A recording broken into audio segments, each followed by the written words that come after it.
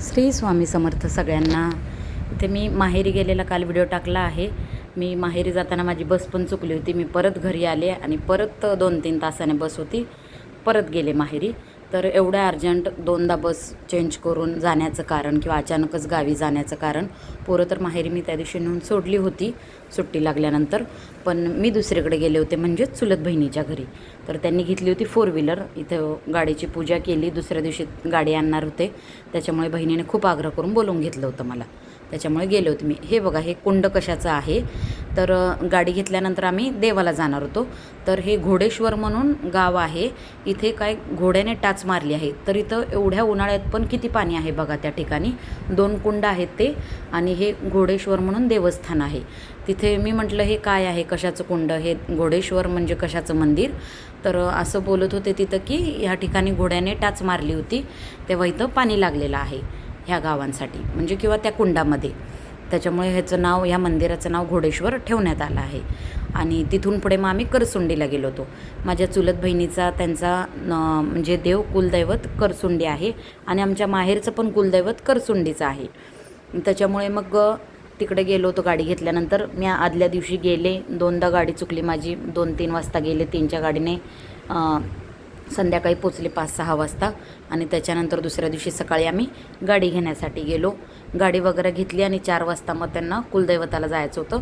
तर माझं माहेरचं कुलदैवत पण तेच आहे. तर तुम्ही म्हणता ना स्वामी, कॅमेरा बघा माझ्याकडून उलटा सुलटा होत आहे. आडवा धरला होता वाटतं, कधी उभा धरला आहे, कसा धरला आहे मलाच काय माहीत नाही. गर्दी गोंधळ होतं, काढू देतात का नाही व्हिडिओ ती एक भीती होती मनात.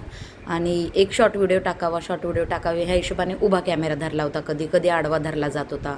काढू देतात का नाही म्हणून चोरून चालू ठेवला गेला होता, पण देत होते. छान असं त्यांनी सपोर्ट केला होता मंदिरात. उलटं काढा इकडून घ्या तिकडून घ्या असं काढू दिला होता व्हिडिओ. मी देतात का नाही, पण आलो एवढ्या लांब तर थोडासा व्हिडिओ घ्यावा म्हणून कॅमेरा चालू ठेवला होता. मग ते चालू कॅमेऱ्यामध्ये कधी गोल फिरले माहीत नाही, पण म्हणलं असू दे, असेल ते असेल, जेवढं म्हणजे दिसेल समजेल तुम्हाला तेवढा व्हिडिओ दिसेल म्हटलं, बाकीचा राही नका.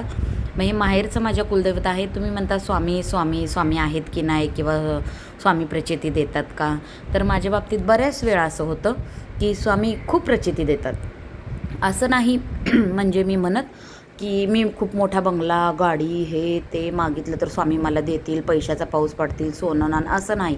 फक्त जी काही तुमच्या मनात चांगली इच्छा आहे आणि मनापासून तुम्ही म्हटलाय कधीतरी, आणि तुम्ही विसरून पण गेलाय ती, पण ती तुम्ही विसरला असता, पण स्वामींना ती तुम्हाला द्यायची असते. आणि स्वामी जाणीवपूर्वक देतात, आणि ती दिल्यानंतर तुम्हाला लक्षात येतं की हां, मी असं कधीतरी म्हटले होते म्हणून स्वामीने दिलं. मग तुम्ही आता लगेच बसल्या ठिकाणी म्हणसाल स्वामी मला मोठा बंगला द्या, मला असं द्या, तर ते कधीच शक्य नाही. स्वामींना फक्त चांगली इच्छा, आणि जी स्वामींना द्यायची असते ती फक्त स्वामी देतात. तुम्ही जे म्हणाल ते स्वामी देत नाहीत तुम्हाला. तर हे कुलदैवताला दान, म्हणजे हे सगळं सांगण्यामागचं कारण तुम्हाला असं की आता गेल्याच महिन्यात चैत्र महिन्यात सगळ्या देवांच्या यात्रा असतात, ज्योतिबा वगैरे. आमच्या पण सासरच्या देवाची झाली, भैरोबा. तर आमच्या इकडं कसं असतं, मंगळवेढ्याला यात्रा असेल तर मुलींना बोलवून घेतात 2-3 दिवस. खूप मोठी म्हणजे जत्रा यात्रा, गावी मुली कधी येत नाहीत काय नाहीत, तर यात्रेच्या दरम्यान मुलींना 4-5 दिवस गावी आणलं जातं. यात्रेच्या आधी 1-2-3 दिवस यात्रा वगैरे करतात, 2 दिवस यात्रा चालते, मग त्याच्यानंतर 2-3 दिवस ठेवून घेतात. बरेचसं कापण्या, धपाटे असे खाण्याचे प्रकार वेगवेगळे बनवतात. पोळ्या, पुरणपोळीचा नैवेद्य, असं सगळं करून मुलींना यात्रेसाठी आवर्जून गावी आणलं जातं. तर आमच्यात पण आहे. तर आमच्या नणंदबाई, चुलत नंदा वगैरे सगळेजण सगळ्यांना घेऊन येतात दर्शनाला, फुलं टाकून प्रसाद घेऊन जातात त्यांच्या तिकडं. तसंच मी माझ्या माहेरच्या पण देवाची यात्रा बघितली. कोणाचं तरी स्टेटस दिसलं मला, चुलत भावांचं वगैरे, तर मग मी मिस्टरांना भांडले होते या गोष्टीवरनं. बघा की आपल्या स्वामी मार्गात सांगितलेलं आहे, कुलदैवत, कुलदेवी, माहेर, सासर आणि पितृदोष, पितरांचं सगळं केलं पाहिजे आहे. माहेरचा पण देव तुम्ही केला पाहिजे वर्षातून एकदा. कुलदेवीचा तुमचा मान सन्मान केला पाहिजे, कुलदैवताचा मान सन्मान केला पाहिजे, आणि पितरांच्या ज्या काही तुमच्या सेवा आहेत, पितरांचा मान सन्मान अमावस्येला वगैरे केला पाहिजे, असं सगळं सांगतात. मी ते फोटो बघून मिस्टरांशी भांडले होते. बघा माझ्या माहेरच्या देवाची यात्रा आहे, आणि मी कधीच गेले नाही, मला आठवतच नाही मी कधी तिथं गेले. मी पहिल्यांदाच माहेरच्या देवाला गेले.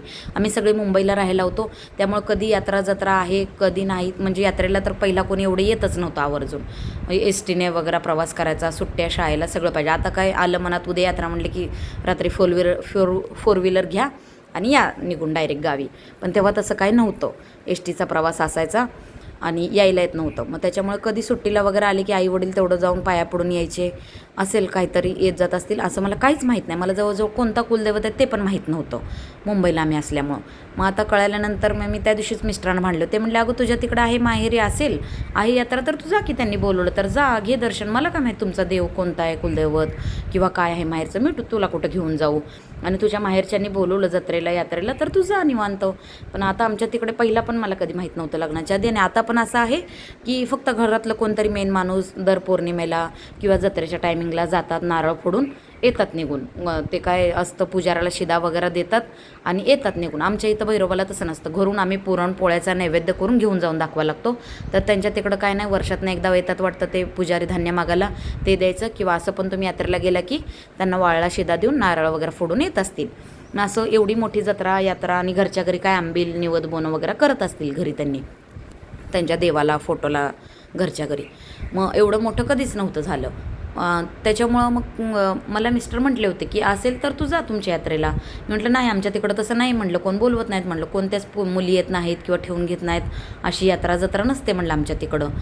तर माझ्या मनात इच्छा होती म्हणजे जाण्याची. आणि ते स्वामींना माहीत होतं. मी त्या दिवशी भांडले बोलले आणि 8-15 दिवसात बघा मला डायरेक्ट करसुंडीपाशी कधीच, मी आज 30-35 वर्ष झालं वय माझं, 35 वर्षात मी पहिल्यांदा गेले होते. कधी लहानपणी 4-5 वर्षाच्या आधी जर कधी नेलं असेल तर ते मला आठवत नाही. त्याच्यानंतर तर नाही मी गेले कधी. तर 30-35 माझ्या वर्षानंतर वयानंतर आज मी करसुंडीला गेले होते. तो पण योगायोग किती यावा. चुलत बहिणीने गाडी घेतली, तिने मला बोलवून घेतलं, मग ती पूजा केली. मग ती लोक अचानक करसुंडीला गेले आणि मला तेच देवस्थान तेवढं राहिलं होतं. बाकी ते लोक भरपूर ठिकाणी गेले पण मी तिकडे सगळीकडे गेले होते म्हणून मी तिथं कुठंच गेले नाही. चिंचणी मायकाला तर आम्ही पण जाणार आहे, अक्कलकोटला जातो, तुळजापूरला जातो, जेजुरीला जायचं तर आम्ही जाणार आहोत. पण त्यांनी पण फक्त करसुंडीला गेले होते आणि त्यांच्यामुळे माझं करसुंडीचं सिद्धनाथाचं दर्शन झालं. मग असा योगायोग येतो. अशा स्वामी मनातल्या इच्छा जाणून घेतात आणि पूर्ण पण करतात. आणि त्याच्याच आधी मग 8 दिवस आधी पण मी म्हटल्यानंतर हे पण माहीत नव्हतं नियोजन काय होणार आहे काय नाही. त्याच्या आधी पण माहेरी आमच्या गावात करसुंडीचं म्हणजे सिद्धनाथाचं मंदिर उभारलं आहे आणि त्या मंदिराला कळस लावायचा होता. मग त्या ठिकाणी पण गावच्या ज्या 5 मुली लग्न होऊन गेलेल्या असतात त्यांच्या हस्ते कळस उभारायचा असतो म्हणे तो. मग त्यावेळेस त्या मुलींनी दक्षिणा द्यायची. त्यावेळेस पण भावाने आमच्या माझं तिथं नाव दिलं होतं ते मला माहीत नाही. ही मी गोष्ट अशी यात्रेची म्हटल्यानंतर ह्या सगळ्या गोष्टी झाल्यात. लगेच 8 दिवसानंतर भावाचा फोन आला की असं गावात सिद्धनाथाचं मंदिर बनायला लागले आणि तिथं कळस लावायचं तर मी तुझं नाव देतो. मी म्हटलं हो चालतंय दे म्हटलं. आणि त्या ठिकाणी आम्ही 5,000 दक्षिणा देऊन नाव दिलं होतं, म्हणजे कळस लावण्यासाठी दक्षिणा दिली होती आम्ही. तेव्हा पण मला खूप छान वाटलं की हा माझ्या मनात इच्छा होती माहेरचा देवधर्म करायची आणि बघा स्वामींनी कशी पूर्ण केली. म्हणून आम्ही तिथे 5,000 दक्षिणा देऊन कळस पण लावण्याचा कार्यक्रम केला. मी त्याच्यातच समाधान मानलं होतं. असू दे करसुंडीला जाऊ किंवा नाही जाऊ, इथं तरी दर्शन झालं. आम्ही कळसाच्या कार्यक्रमाला जाऊन दक्षिणा देऊन आलो होतो आणि कार्यक्रम पण बघून आलो होतो. तर असे स्वामी आहेत की आपल्या कोणत्याही इच्छा आपण बोलून विसरून जातो पण स्वामी विसरत नाहीत, म्हणजे पूर्ण करतातच करतात. कोणत्या ना कोणत्या मार्गाने कसं ना कसं तरी होतंच. अजून माझे 2-3 अनुभव आहेत. पुढच्या व्हिडिओला कंटिन्यू राहा, त्याच्यावरती मी व्हिडिओ बनवेन. छान छान अनुभव आहेत स्वामीने दिली. आणि हे बघा आम्ही ते घोडेश्वरच्या मंदिरात आणि करसुंडीचा सिद्धनाथ तिथं पण गेल्यावर त्यांच्या गाडीची पूजा केली मंदिरातल्या पुजाराने करसुंडीच्या तिथं. हे दोन्ही देव करून संध्याकाळी घरी निघालो होतो परत. तर हे बघा रात्रीचा रस्त्याचं व्ह्यू मी तुम्हाला दाखवला. असं झालं होतं वातावरण आणि गाडीत ह्या सगळ्यांचा धिंगामस्ती असं चालू होतं. फुल आवाजात म्युझिक गाणं लावलं होतं आणि सगळेजण गाडीत डान्स करत एन्जॉय करत येत होते. मला खूप छान वाटलं. 3-4 दिवस मी जाऊन राहून आले. त्यांनी गाडी घेतली, पूजा वगैरे सगळं झालं. 2-3 दिवस कसे कुठे गेले काहीच कळलं नाही. 2-3 ठिकाणी देवाला गेलो. अजून पुढच्या व्हिडिओत मी तुम्हाला अंबाबाई आणि यल्लामा, जतची अंबाबाई आणि यल्लामाला पण गेलो होतो, तिथला पण व्हिडिओ दाखवेन. आणि ह्या आजचा दिवस असा होता सकाळपासूनचा. गाडी घेऊन गाडी घरी पण गाडीची पूजा वगैरे केली होती पण तो मी काय व्हिडिओ केला नाही. तिथं पण छान ब्राह्मण बोलवून पुजारी बोलवून घरी पण पूजा मांडली होती ब्राह्मणाने. छान गाडीची अर्धा-1 तासभर चांगली पूजा केली होती. आणि आम्ही तिथं पण शोरूमला पण पूजा केली होती छान. पुन्हा मंदिरात केली करसुंडीच्या. मस्तपैकी जाऊन फिरून आलो होतो एन्जॉय करून. असा दिवस गेला माझा. आणि अशा प्रकारे स्वामींनी माझी मनात कधी ना कधी मी कुठेतरी बोलले होते अशी इच्छा.